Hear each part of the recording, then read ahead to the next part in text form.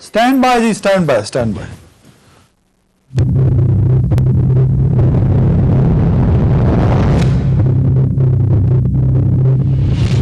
अस्सलाम वालेकुम, मैं हूं आपका मेजबान अदनान हैदर और मुझे आज के शो में ज्वाइन किया सीनियर तज्जियाकार जनाब lieutenant general retired Amjad Shoaib साहब ने। जनरल साहब बहुत शुक्रिया वक्त देने के लिए। सीनियर तज्जियाकार और सीनियर सहाफ़ी नज़ीर लगारी साहब ने कराची से। नज़ीर लगारी साहब बहुत शुक्रिया वक्त देने के लिए।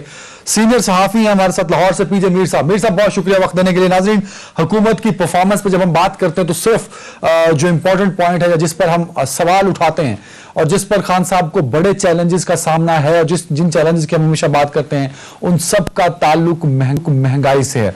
महंगाई दिन ब दिन बढ़ रही है और महंगाई कम होने के आसार भी नजर नहीं आ रहे। हुकूमत ने 2021 के इख्तिताम के साथ साथ एक फाइनेंस बिल ऐसा पेश किया जिसमें एक लंबी लिस्ट है और उन 150 से ज्यादा अशिया की जिन पर टैक्स नहीं था या टैक्स कम था उस टैक्स को बढ़ा के 17% तक कर दिया, क्योंकि हमने प्लान एग्जीक्यूट करना था जो कि IMF प्लान है, जो कि पाकिस्तान की माशी बका के लिए बेहद जरूरी है। मुल्क में बढ़ती महंगाई, बेरोजगारी बड़े चैलेंजेस हैं। इन 3.25 सालों में इन चैलेंजेस से क्यों नहीं निपट सकी ये हुकूमत? क्या हुकूमत के पास ये कैपेसिटी है?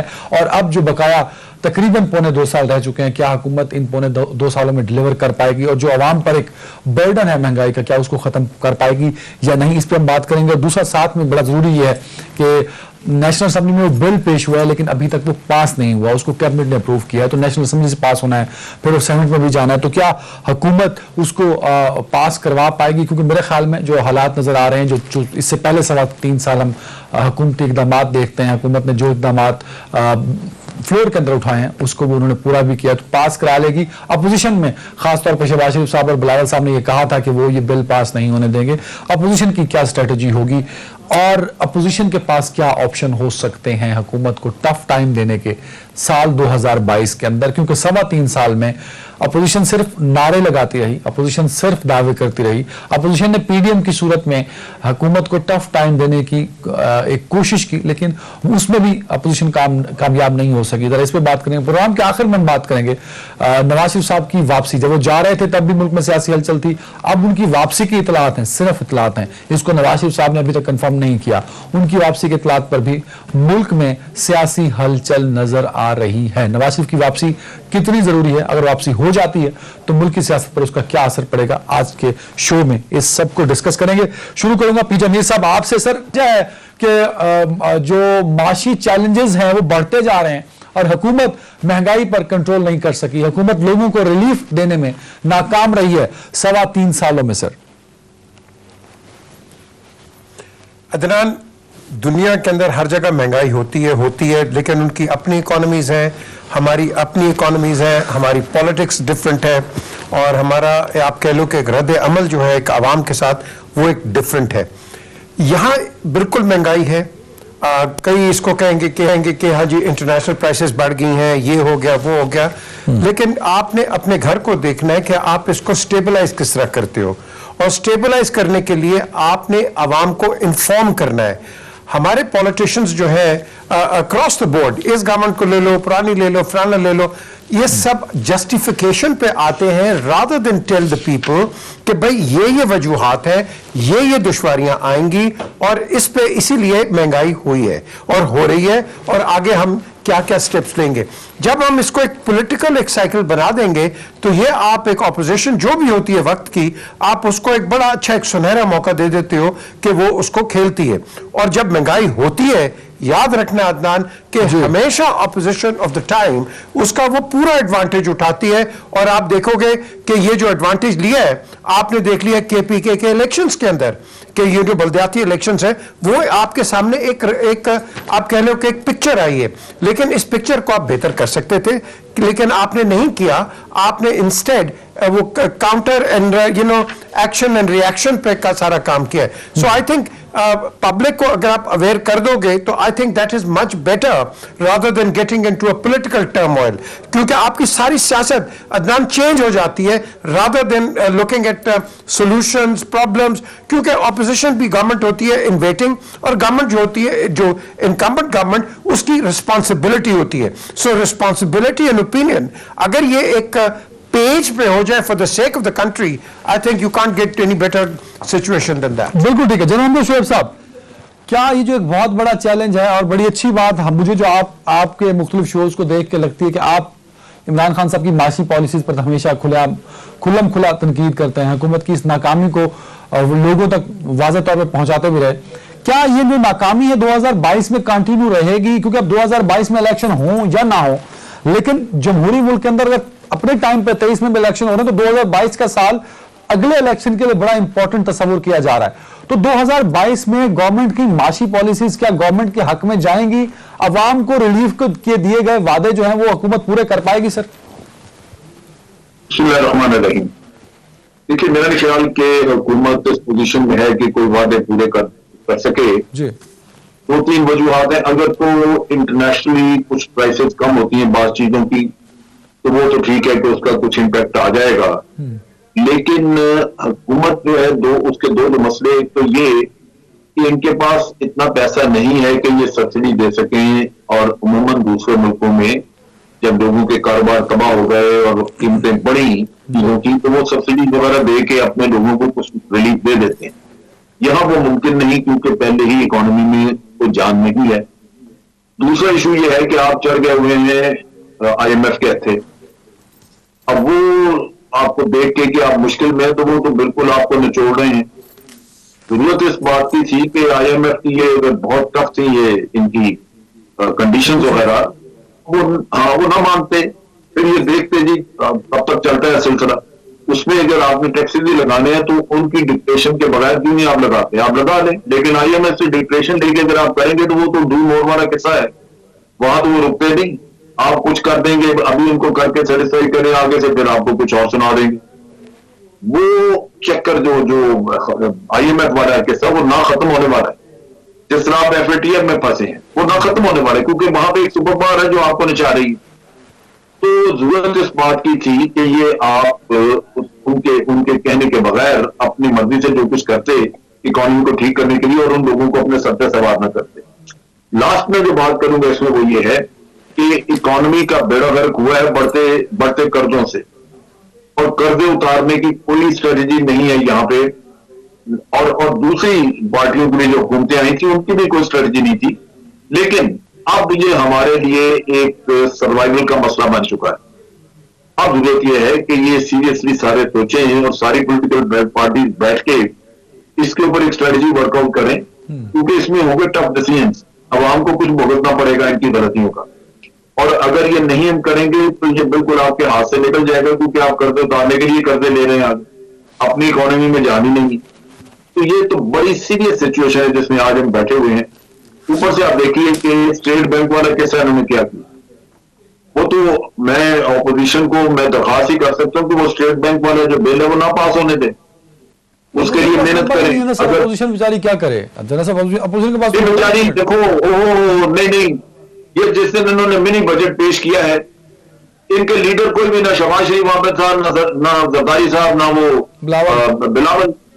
क्या सीरियसनेस है यार इन लोगों की? आई कोई नहीं इनमें से।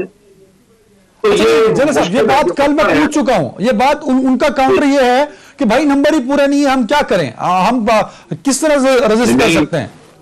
नंबर पूरे हैं या नहीं है, लेकिन वहां जाके वो तनकीद, वो अपनी सोच, अपना कुछ ना कुछ बेहतरी के लिए बात तो कर सकते थे। बिल्कुल ठीक है, लगारी साहब चाहिए लोगों से।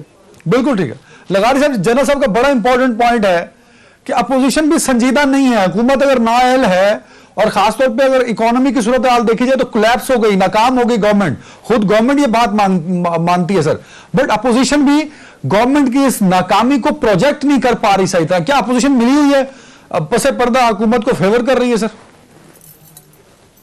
भाई जितनी कानून साजी होती रही है 19 में, 20 में, 21 में, 21 में, अभी तो 22 शुरू हो रहा है, जितनी भी कानून साजी हुई है उसमें अपोजिशन ने आगे बढ़ कर पहले पीछे हट जाते हैं। इतना पीछे हट जाते हैं जैसे आपने गांव में देखा होगा कि मेंढा जो है, वो जो भेड़ का के साथ होता है मेंढा, वो पीछे हटता है और तेजी से आगे आकर टक्कर मारता है।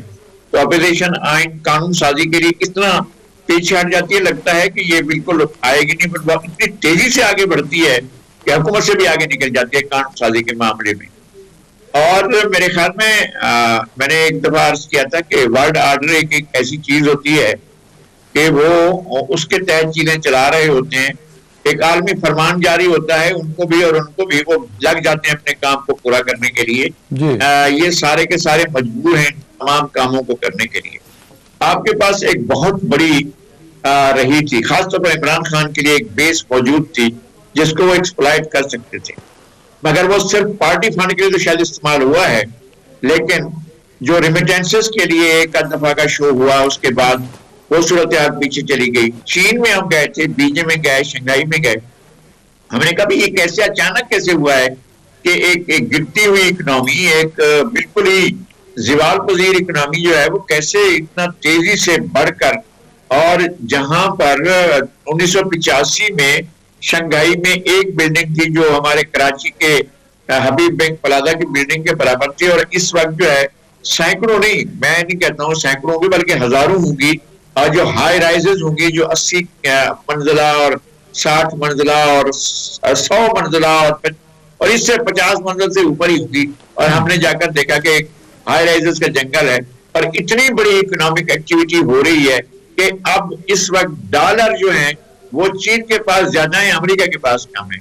उनका कहना यह था कि हमने अपने मुल्क के लोगों को जो बैरून मुल्क थे उनको हमने दावत दी आए और चीन में लगाएं आप पैसा, और वो बाहर से रेमिटेंसेस लाए, बाहर से उनने फंडिंग लाए, बाहर से वो अपना सरमायाकारी के लिए जो है फॉरेन एक्सचेंज लाए। वो तो एक बड़ा लंबा चौड़ा प्लान की जरूरत है, वो तो है ही नहीं ना हमारे पास लगारी साहब, वो इस गवर्नमेंट के पास तो नहीं है। मैं ये कहता हूं कि अगर आपने अपने लोगों को ही कायल कर दिया होता, भाई अपने मुल्क की तामीर करो, तुम अमेरिका में हो, बरतानिया में हो, फ्रांस में हो, जर्मनी में हो, स्पेन में हो, कहीं भी हो, आ जाओ। बिल्कुल सही लगारी साहब, ये बात कहीं और निकल जाएगी। आप कह गए बीच में, अब मैं ये तो नहीं कह सकता कि जोशे खिताबत में कह गए, बट आप जवाब में ये कह गए कि अपोजिशन कानून साजी में गवर्नमेंट से भी आगे निकल गई।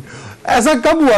ऐसा मैंने बिल्कुल जोशे खिताबत में नहीं कहा, मैंने अमदन कहा, जानबूझकर कहा, सोच समझकर कहा। अपोजिशन का ये किरदार रहा है कि बहुत से कवानीन के बारे में जिनके बारे में हमारा ख्याल था, अच्छा अगर इनके पास अक्सरियत नहीं है तो यूसुफ रज़ा गिलानी कौमी असम्बली से सेनेटर कैसे मुंतखब हुए और इमरान खान कैसे हार गए?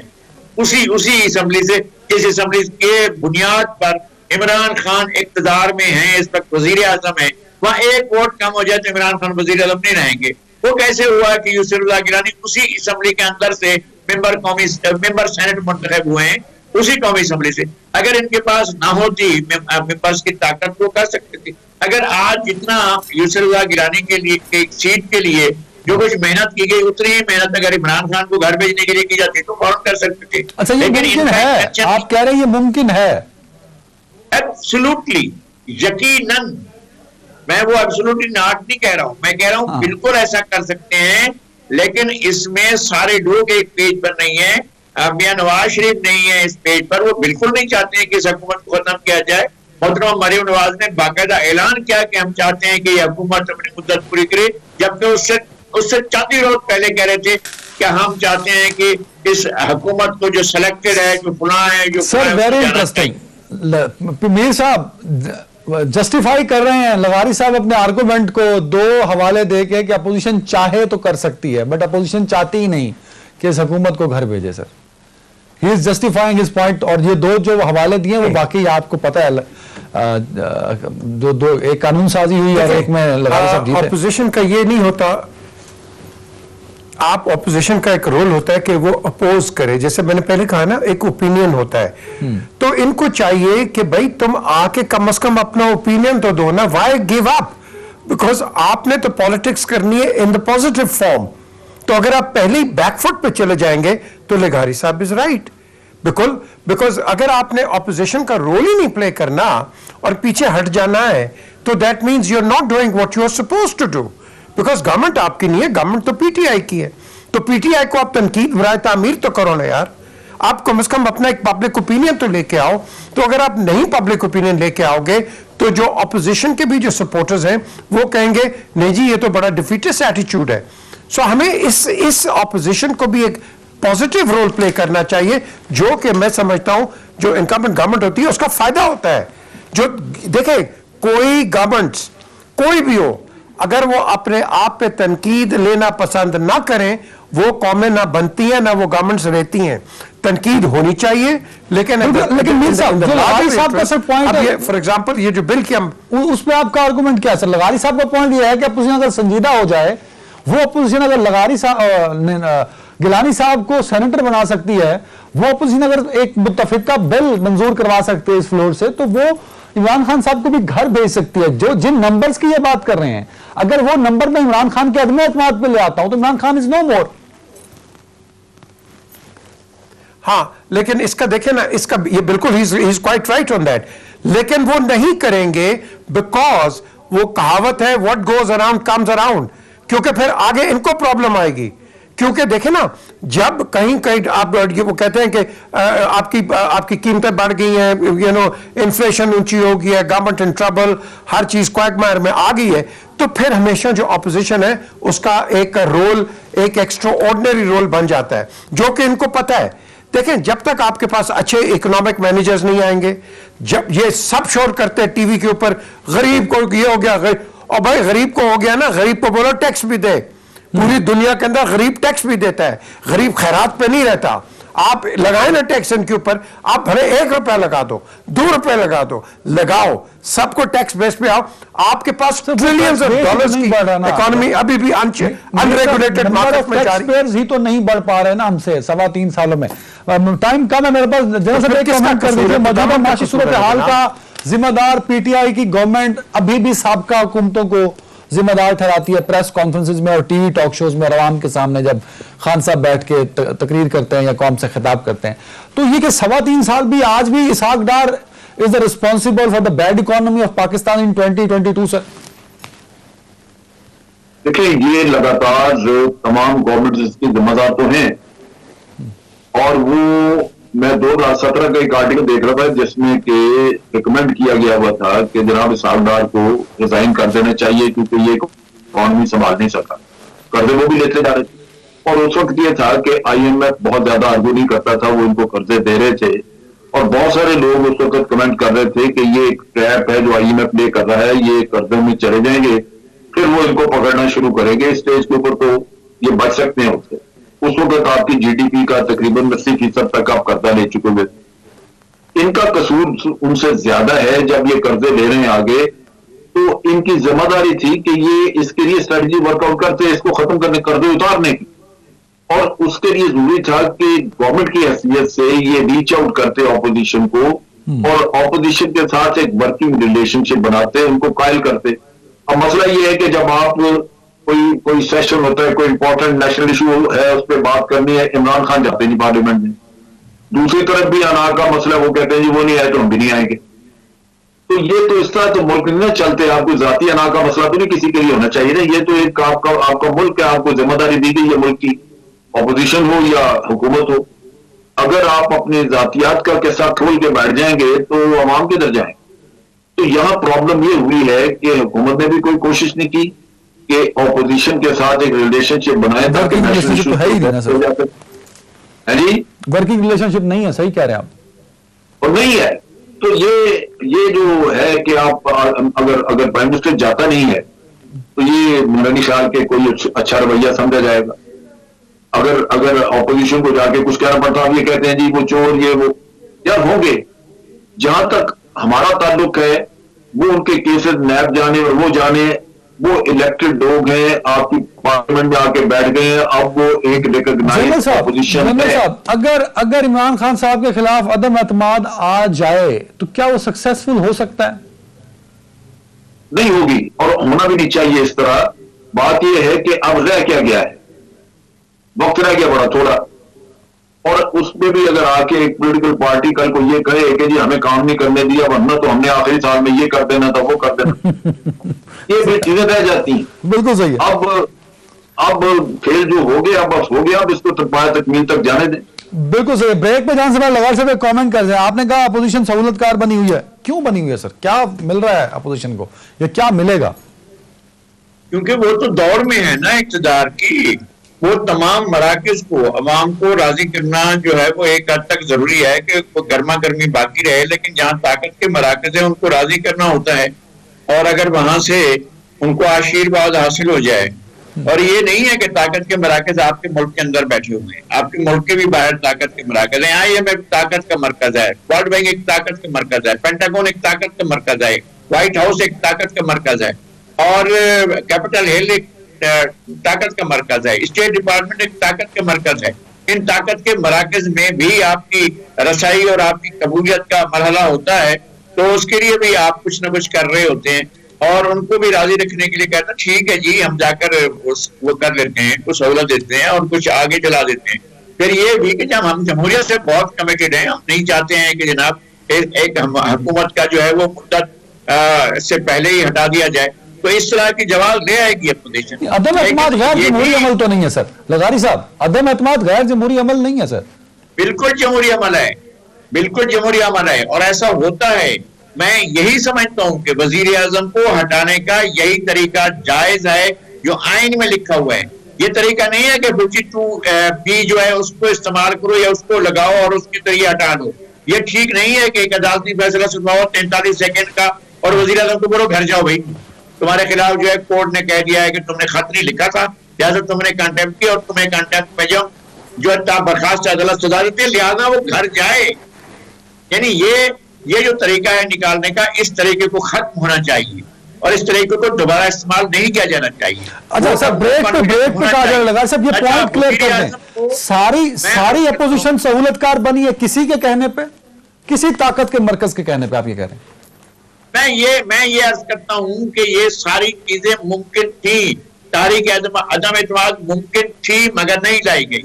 वजीर आजम को इस हद तक प्रेशर डालना कि वो इस्तीफा देने पर मजबूर हो जाए, ये अपोजिशन कर सकती थी मगर नहीं की गई। मैं कहता हूं कि बहुत से ऐसी चीजें थी जिनको किया जा सकता था मगर अपोजिशन ने नहीं किया। ये हमारे सामने की बातें, बहुत से कवानीन थे, अगर ट्रेजरी बिल पास ना होने दें, ये जो आया है आपका ज़िमनी बजट, इसको बजट का नाम इसलिए नहीं ले रहे हैं कि अगर हमने कहा कि ये बजट है तो फिर उसके बाद हुकूमत चली जाएगी अगर पास ना हुआ तो।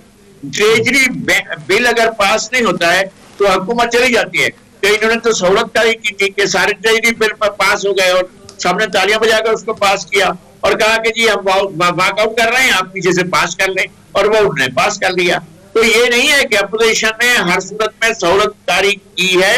और अभी क्या और कौन सी ऐसी बात हो गई थी कि जनाब अपोजिशन लीडर्स जो है वो नहीं थे ऐवान के अंदर जब ये पेश हो रहा था। तो लोगों को तो बताओ ना कि हमें तो हंसी आती है कि एक दिन पहले ये कह रहे थे कि हम ये कर देंगे वो कर देंगे और अगले दिन मालूम होता है ऐवान में तशरीफ नहीं लाए।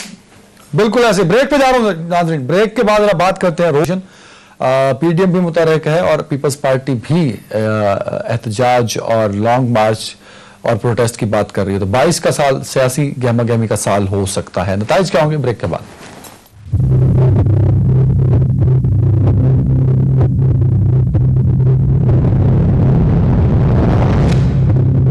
Welcome back. पीएम मीर साहब, मेरी बड़ी ख्वाहिश थी कि ख्वाहिश पूरी नहीं हो सकती, क्या करूँगा, जो लगारी साहब का आर्गूमेंट है, जनरल साहब का और आपका, उससे मैं इख्तलाफ करके आज कह सकता, मेरे पास कुछ सबूत होते हैं, मैं सामने रखता कि जी अपोजिशन का तो ये रोल रहा to make Imran Khan and PTI tough time in last 3.5 year, समझ लो। लेकिन कुछ भी ऐसा नहीं है। अगला साल जब शुरू हो चुका है, ये जो 22 का साल है, इसमें PDM कहते जी हम मार्च में मार्च करेंगे, 23 मार्च को एक बड़े मार्च की बात कर रही है। पीपल्स पार्टी अलग से एहतजाज कर रही है। तो 22 का नतीजा कुछ मुख्तलिफ होगा या अपोजिशन पे हम अगले साल 23 की जनवरी में भी यही बात कर रहे होंगे कि अपोजिशन 22 में भी उसी तरह सहूलतकार थी जिस तरह साबका 3 सालों में थी? सर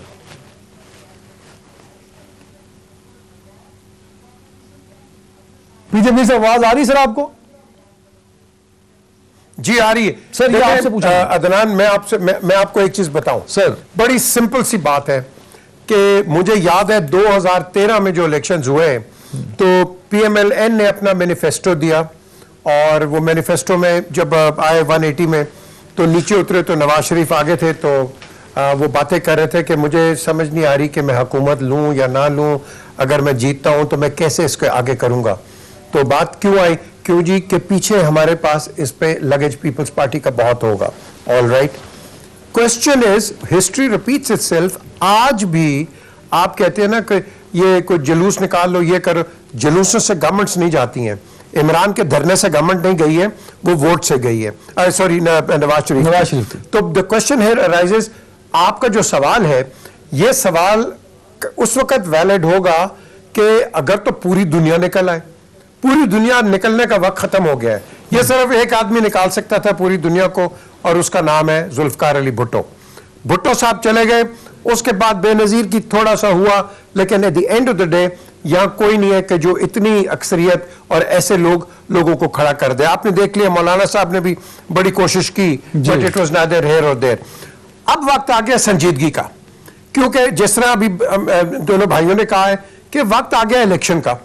अब दोनों को यह करना है कि इस गवर्नमेंट को अगर सपोर्ट करेंगे तो अगर तो ये जीते, इनके हाथ में, इनकी थाली में कुछ आएगा। अच्छा, यहां भी कंफ्यूजन है, यहां भी कंफ्यूजन है सर, मेरा ख्याल 6 महीने नहीं कंफ्यूजन है। जरदारी साहब की जब गवर्नमेंट थी तो हमने 12 के एंड में और 13 के शुरू में इलेक्शन की बात की थी।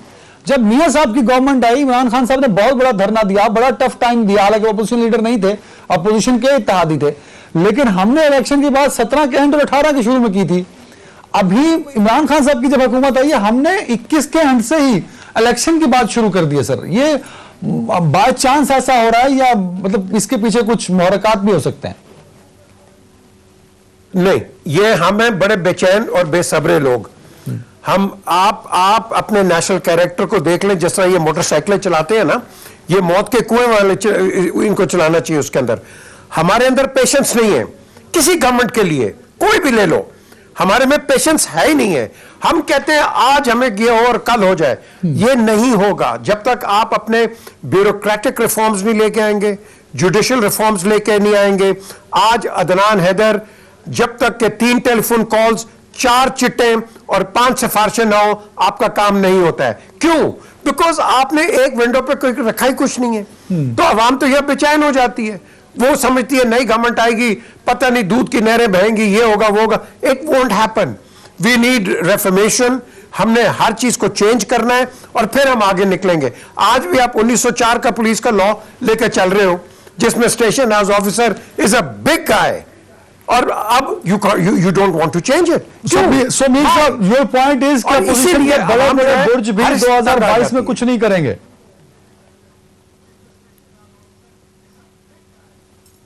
मीर साहब, योर पॉइंट इज कि अपोजिशन कोई रोल बड़ा प्ले नहीं कर पाएगी 22 में। अगर इसने करना है, ये पॉजिटिव रोल प्ले कर सकती है। अगर ये चाहती है कि भाई मैं गवर्नमेंट को उड़ा दूंगी, ये गवर्नमेंट नहीं। क्यों? क्योंकि जैसा मैंने अभी आपको नवाज शरीफ को कोट किया है, he was right in front of me, और मैं आपको बताऊं कि ये इनके हाथ भी कुछ नहीं आएगा। It will be an all-round disaster. We need to be rebuilding this country, particularly after COVID and other हमारे जो इकोनॉमिक आप कह लो। एक नया पाकिस्तान तो बना देना, एक और नए पाकिस्तान की आप बात करने मीर साहब, आई थिंक इट्स इम्पॉसिबल। शायद जरा सा ओवर टू यू सर। 2022 को तब्दीलियों का साल कहा जा रहा है सर।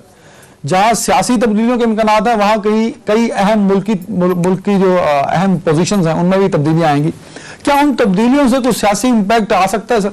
जनरल साहब, मेरा नहीं ख्याल। देखिए, बात यह है कि पॉलिटिकल पार्टी जो है वो अपने मफादात को सामने रख के काम करती हैं, और वो मफादात इस वक्त उनके यही हैं कि एक इलेक्शन अगला आए और वो फेयर इलेक्शन हो और उसमें कोई किसी की इंटरफेरेंस ना हो, और जो रिजल्ट आए वो बड़ा एक्सेप्टेबल हो सबको। ये पॉलिटिकल पार्टीज का इस वक्त मतमा नजर है और यही वो बात कर रहे हैं। अब चीज ये है कि ये एक बड़ी वेल एक्सेप्टेड किस्म की थीम है, और अगर कोई इसमें दखलंदाजी दे तो दातमन सिंगल आउट बड़ा मसला हो। इसलिए कोई भी तब्दीली किसी और जगह पे आती है, वो आएगी तो इसी तरह ही रहेगी, इंटरफेरेंस में होगी, कोई किसी के साथ मामला फहमी नहीं करेगा। उसकी वजह यही है कि इस वक्त पॉलिटिकल पार्टीज में बड़ी बेचैनी, और वो सिर्फ एक ही चीज कह रहे हैं कि जनाब इलेक्शन फेयर होना चाहिए। और अब अभी आप देखिए कि उसकी एक रीत चल निकली है। अब जहां जहां ये बाई इलेक्शन हुए हैं, ऑपोजिशन की पार्टियां जीती, गवर्नमेंट पार्टी नहीं जीती। लिहाजा अगर ये ट्रेंड रहता है इसी तरह तो कोई किसी की मदद नहीं कर सकता, किसी के आने जाने से फर्क पड़ेगा नहीं। और मेरा अपना ख्याल है कि जैसे जैसे वक्त करीब आएगा ये पॉलिटिकल पार्टीज और फोकस होती जाएंगी, बड़ी सेंसिटिव होंगी इस मामले, ये किसी को नजदीक नहीं आने देंगे। तो इस लिहाज से मेरा नहीं ख्याल कि कोई भी किसी के आने जाने से कोई इंफ्लुएंस को फर्क पड़ेगा। जो पॉलिटिकल ट्रेंड आपको नजर आ रहा है वो चलता है। जनरल साहब थोड़ा सा कंफ्यूजिंग है सर, कुछ ना किए बगैर, मतलब हमने 3 साल में कोई इलेक्शन रिफॉर्म नहीं किया, हमने कोई इलेक्शन का तरीकाकार नहीं बदला। अभी तो ईवीएम पे बात हुई है ना सर, ईवीएम पे एग्जीक्यूट तो नहीं कर रहे, ये भी कोई पता नहीं कि EVM is free and fair election और नॉट। तो बगैर कुछ किए आप कह रहे हैं कि फ्री एंड फेयर इलेक्शन हो जाएगा इस मुल्क के अंदर। क्या 18 का इलेक्शन फ्री एंड फेयर था? अगर आपका जवाब है नहीं, तो फिर 23 का कैसे होगा सर? तो नहीं, मैं एक चीज आप बताऊं sir, free and fair election से वो पॉलिटिकल पार्टी के लिए होता है जो जीतती है, वो ये कहती है कि जी ये फेयर इलेक्शन था, बाकी के सारे कहते हैं कि जनाब ये रिग था, और ये आगे भी कहेंगे। ईवीएम का काम जहां तक ताल्लुक है वो तो आज भी मुतनाज़ा है, उसके ऊपर ना ये जब भी आपको सिस्टम में तब्दीली करते हैं और इस तरह का सिस्टम जो हमेशा कंट्रोवर्सी खड़ा करे, उसके लिए बड़ा जरूरी है कि एक आपका नेशनल कंसेंसस हो। नेशनल कंसेंसस तो हुआ ही नहीं ना, तो आपने ये तरफा तौर पर ये इंट्रोड्यूस किया, तो ये तो पहले दिन से ही आप देख लीजिए मुतनाज़ा है। लेकिन जहां तक पर्सनैलिटीज का ताल्लुक है, मैं वो ये कह रहा था कि पर्सनैलिटीज अपने आप को दूर रखेगी और जो पॉलिटिकल पार्टीज है वो बड़ी विजिलेंट होगी पर्सनैलिटीज के मामले। जहां तक ईवीएम का ताल्लुक है वो तो आज भी है कंट्रोवर्शियल और उसके ऊपर तो झगड़ा पड़े ही पड़ेगा, लेकिन उसका किसी और की चीज पे असर नहीं पड़ता। एस्टेब्लिशमेंट का कोई ताल्लुक नहीं किसी और का। अगर आपने जी ईवीएम जो है वो उसने इलेक्शन खराब कर दिया, फलां जीत गया इस वजह से कि ईवीएम में धांधली हुई, तो नेचुरली उसका एस्टेब्लिशमेंट से ये किसी और से तो वास्ता नहीं होगा। बिल्कुल। जनरल साहब एक कमेंट और कर दे, 22 का साल क्या इलेक्शन का साल हो सकता है या इलेक्शन टाइम पे 23 में होते नजर आ रहे हैं आपको? मेरा ख्याल है इलेक्शन 23 नहीं होगा। बिल्कुल सर। लगारी साहब, 2 चीजें, 22 का साल इलेक्शन का साल एक हमारे टीवी स्क्रीन पर, सोशल मीडिया पर, प्रिंट मीडिया पर एक चली है, और ये अफवाह ही है क्योंकि अभी तक तो कोई ऐसा आसार नहीं है कि 22 में इलेक्शन का साल हो सकता है। क्या इसके शराइत क्या है कि लोग क्यों कह रहे हैं कि 22 का साल इलेक्शन का साल होगा?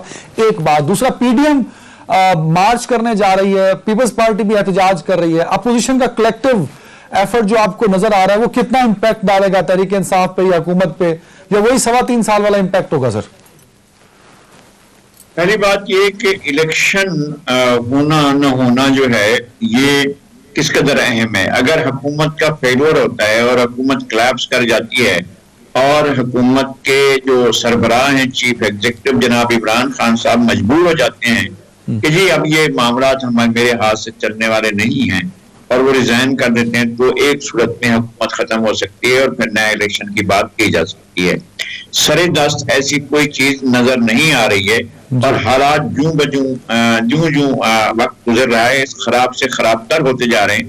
और आपने देखा है कि सीरियसनेस कितनी है। हुकूमत को इस बात की मुतलकन परवाह नहीं है कि लोगों की जिंदगी कैसे गुजर रही है, लोग किन हालात में इस सारी सूरत को फेस कर रहे हैं, उन्हें इस बात की परवाह नहीं है। और वो नित नए तनाज़ात के उसमें जो है हमारे यहाँ कहते हैं छत्ता बड़का जो होता है, जो खक्खर होती है हमारे यहाँ, उसके अंदर हाथ डाल देते हैं बुजुर्ग कि जनाब चले ये उड़ेंगे, जो है वो बड़ उड़ेंगे तो सबको लगेंगे, इंगेज हो जाएंगे। एक बात। और दूसरी बात ये है कि मैं ये कहता हूँ कि अब एक वक्त ऐसा आ गया है, अगर ये दोनों मुअज़्ज़ज़ मेहमान और आप इससे एग्री करें तो मेरा ख्याल है कि पाकिस्तान वैसे तो हमेशा ही मुश्किल हालात का शिकार रहा है, लेकिन मौजूदा मुश्किलात जो हैं मेरे ख्याल में वो माजी की बहुत सी मुश्किलात से ज्यादा बड़ी हुई हैं। अब आपके पास ऑप्शन नहीं है, आपका नाटका बंद किया जा चुका है, आपके गिर्द एक पूरी की पूरी दीवार खड़ी कर दी गई है। IMF के जो आपको डिक्टेशंस थी वो भी आपको मिल गई हैं, उनकी शराइत आपको आ गई हैं, उनके नतीजे में जो कुछ हो रहा है वो भी आपको मिल रहा है। फिर उन्होंने अपने आदमी बिठाए हैं जिनके लिए वो और मजीद अख्तियारात और उनकी मुल्क की सॉवरेनिटी की बुनियाद पर उनकी सॉवरेनिटी मांगते हैं, और वो कहते हैं कि इतना बाख्तियार बना दो कि मुल्क से ज्यादा खुद मुख्तार हो। तो ये भी वो मांग रहे हैं और आप उस तरफ जा रहे हैं कानून पास करने के लिए। और हमारे जनरल अमजद साहब की ये ख्वाहिश भी है और हमारी भी है कि ऐसा कानून पास न होने दिया जाए, मगर वो इसको भी पास करने जा रहे हैं।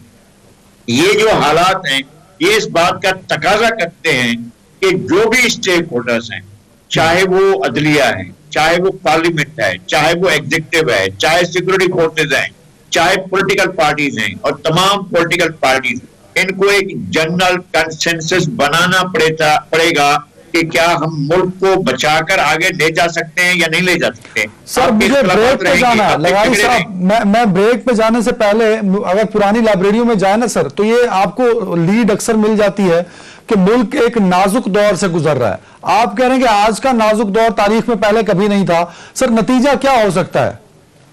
मैंने जो कुछ अपनी जिंदगी के, इस अमली जिंदगी के 50 से ज्यादा वर्षों में देखा है, समझा है, सुना है, मुझे संगीन हालात लगे हैं। ऐसे हालात भी मैंने देखे हैं जिनमें पाकिस्तान टूट गया मगर उसको बचाया जा सकता था, और जिन लोगों ने बचाना था उन्होंने नहीं बचाया।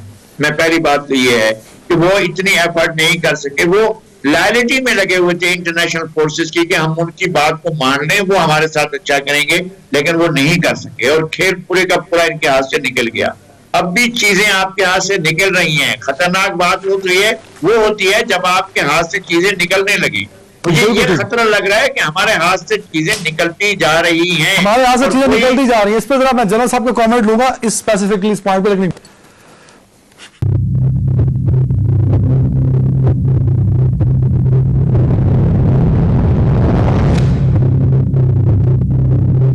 Welcome back. पीजे मीर साहब, नवाज शरीफ साहब की वापसी कभी ना कभी तो सर उन्होंने आना, इलेक्शन से पहले वो आ जाएंगे। एक पार्टी को वो तायात कायदमी है, वो पार्टी अपोजिशन को लीड कर रही है यहाँ पे। उनकी वापसी कब तक मुमकिन है? एक बात, और दूसरा गवर्नमेंट के पास क्या ऑप्शन? क्योंकि याद है इमरान खान साहब ने कहा था कि हम बात कर रहे हैं ब्रिटिश गवर्नमेंट से, उनके प्राइम मिनिस्टर से मेरे पर्सनल ताल्लुकात है, तो हम नवाज शरीफ साहब को वापस ला रहे हैं, सारी कानूनी कार्रवाइयां मुकम्मल हो जाएंगी। तो गवर्नमेंट तो शुरू से बड़ी कीन थी नवाज शरीफ साहब को वापस लाने के लिए। देखें अदनान, नंबर 1, सारों ने बड़ी कोशिश कर ली अल्ताफ हुसैन को लाने के लिए, तो क्या हुआ आपके सामने हर चीज। एक तो हमारी कोई एक्सट्रेडिशन ट्रीटी नहीं है ब्रिटेन के साथ, और ऐसी कोई सिचुएशन भी नहीं है कि आप कहेंगे तो वो आपको, वो नवाज शरीफ को कहेंगे कि भेज दें। जनरल पेनिशो उसके, आप पूरी दुनिया उसके खिलाफ थी, तो लेकिन ब्रिटिश गवर्नमेंट ने उसको रखा। यहाँ ह्यूमन राइट्स की जो चैंपियन है ब्रिटिश गवर्नमेंट, एक तो उसका एक अपना एक वो रोल है। दूसरा देखें, ना मैं जज हूं, ना जूरी हूं, ना प्रोसिक्यूशन, ना डिफेंस। मैं अभी 3 हफ्ते पहले नवाज शरीफ को खुद मिल के आया हूं, और जो मैंने उनकी हालत देखी है, it is not a good sign. He is not in good shape at all.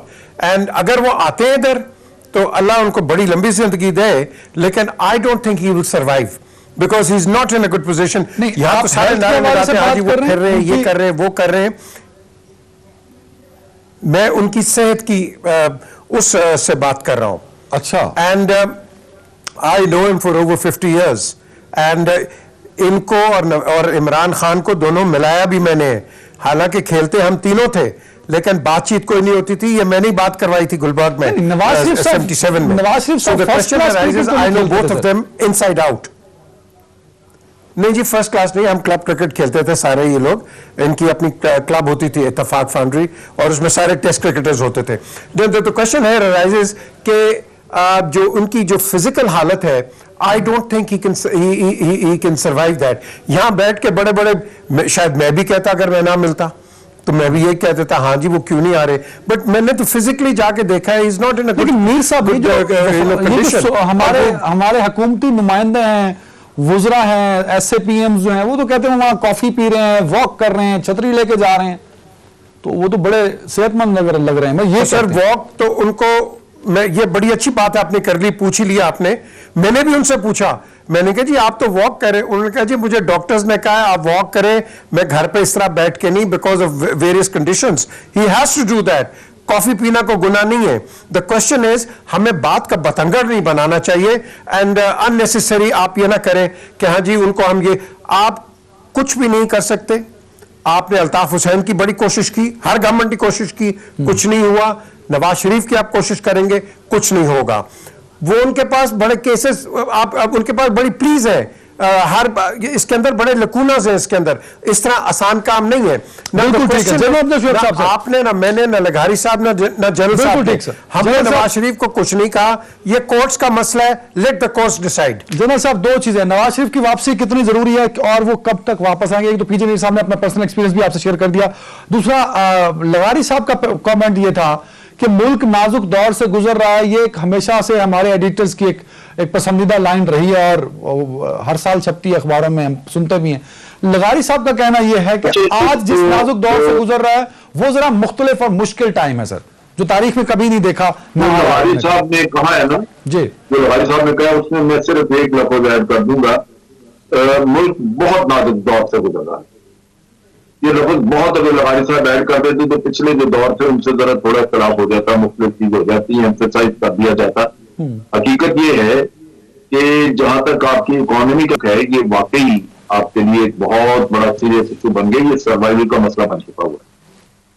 मैं बड़ा हैरान हूं कि इसके ऊपर क्यों नहीं हमारी पॉलिटिकल सिस्टम जो पॉलिटिकल पार्टी सारी उनको परेशान नजर आना चाहिए था, क्योंकि ये अगर हुकूमत साल बाद हटती है किसी और की आई तो क्या वो जिम्मेदार नहीं होगा फिर संभालने का, उसके लिए भी वही मसाइल होंगे।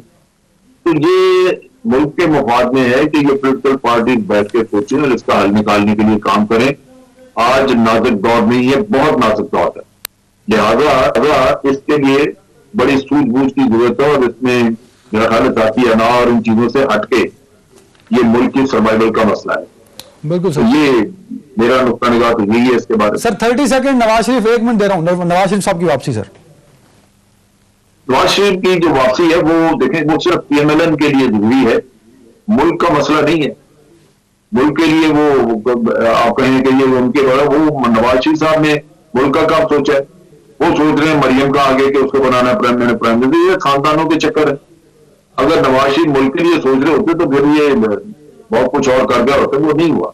तो इसलिए PMLN का मसला है कि उनके लिए लीडरशिप प्रॉब्लम है। नवाज शरीफ उनके लिए इंपॉर्टेंट है क्योंकि इलेक्शन में उनको वोट मिलते हैं उनके नाम पे, वो डेफिनेटली उनकी सर्वाइवल के लिए जरूरी है। लेकिन ये कहना कि मुल्क के लिए वो मसला, मुल्क के लिए नहीं, मुल्क के तो बाकी पॉलिटिकल पार्टी जो इधर बैठी है वो मिलकर काम करें और ये इकोनॉमी के इशू हल करें। चलो साहब एक कमेंट अगर कर दें जल्दी से, अगले इलेक्शन में क्या ऑप्शन है पाकिस्तानी कौम के सब पास, वोट के जरिए किसको मुंतखब करेंगे? कोई ऐसी ऑप्शन नहीं है जिसे बड़ा को दिया जाए, तरजीह दी जाए। और आप देखेंगे कि अगली पार्लियामेंट जो है वो हंग पार्लियामेंट होगी, प्रोविंशियल लेवल पे मुख्तलिफ पार्टियां अपनी अपनी सीटें जीतेंगी, ठीक है, और फिर यही कमजोर कोलिशन बनानी पड़ेगी, इसके बगैर चारा नहीं होगा। जो आज कमजोर कोलिशन है इसी तरह की आपको फिर बनानी होगी। बिल्कुल सही। लगारी साहब, over to you, concluding remarks about, बहुत नाजुक दौर से गुजर रहे हैं, क्या हल है हमारे पास सर? हमारे हर जनरल कंसेंसस है। आपको हर, मैं सिर्फ ये नहीं कह रहा हूं कि पॉलिटिकल पार्टीज को भी वो होना चाहिए, ऑन द बोर्ड होना चाहिए, लेकिन आपकी अदलिया को, आपके पार्लियामेंट के अहम जो वो हैं पार्लियामानी लीडर्स और आपके सिक्योरिटी फोर्सेस को और तमाम इदारों को मिल बैठ कर सोचना है कि ये मुल्क तेजी से खाई की तरफ जा रहा है और फाइनेंशियली क्रैश की तरफ जा रहा है, और ये रेलगाड़ी जो है इसको बहुत ज्यादा जरूरत है कि इसको फौरी तौर पर ठीक किया जाए, दुरुस्त किया जाए, इसकी ब्रेक फेल ना हो जाए और ये कोई डिजास्टर ना हो। अल्लाह करे कि पाकिस्तान सलामत रहे। मुझे बहुत ज्यादा संगीन सूरत हाल नजर आती है और परवाह नहीं है किसी को। यानी अभी भी खेल जारी है, अभी भी खेलने की बातें हो रही हैं, अभी भी एक दूसरे को जो है इमरान खान साहब, लगार साहब कता करामी की माफी, 30 सेकंड, इमरान खान साहब तो रियासत मदीना की बात कर रहे हैं, नए पाकिस्तान की बात कर रहे हैं, आप पिक्चर कुछ और बता रहे हैं सर। नहीं, रियासत मदीना भी ये नहीं बना रहे हैं, ना इनका इंटेंशन है, ना इनके पास ताकत है, ना इनकी नीयत ही नहीं है, पहली बात। और नया पाकिस्तान भी इन्होंने पुराने पाकिस्तान के बखिए उधेड़ दिए हैं, अब नया पाकिस्तान कौन सा बनाएंगे? इनके पास कोई ऐसी सलाहियत नहीं है। मैं कह रहा हूं कि ये तो फेल हो चुके हैं। पॉलिटिकल पार्टीज को और साथ में जो उनके मराकज हैं उनको बैठना है और एक दूसरे के साथ। सर टाइम खत्म हो गया मेरे पास, बहुत शुक्रिया मेरे तीनों मौजूद मेहमानों का। नाज़रीन अपना ख्याल रखिएगा, अल्लाह हाफ़िज़।